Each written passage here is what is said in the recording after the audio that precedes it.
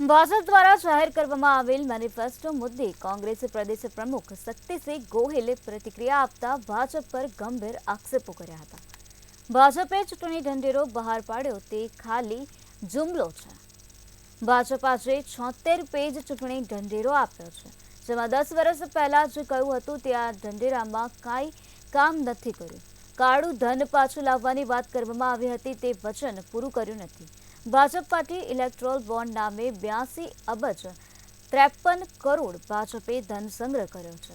ભાજપે ખોટી રીતે ધન ભેગું કર્યું છે. 2014માં ભાજપે રૂપિયો મજબૂત થશે તેવું વચન આપ્યું હતું, પરંતુ આજે 83 રૂપિયા સાથે $1 જોવા મળી રહ્યો છે.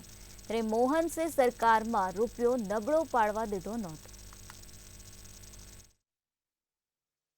2014ના એમના ચૂંટણી ઢંઢેરાના પાના નંબર 5 ઉપર કહ્યું હતું કે સ્પેશિયલ ટાસ્ક ફોર્સ બનાવીશું, બધું જ કાળું ધન પાછું લઈ આવીશું.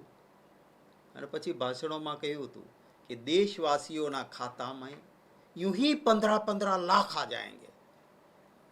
કોઈ ભાજપને મત આપ્યો હોય, કારણ કે હું તો કોંગ્રેસી છું, પણ જેણે ભાજપને મત આપ્યો હોય એને પણ મારો સવાલ છે કે શું તમારા ખાતામાં 15 લાખ આવ્યા ખરા?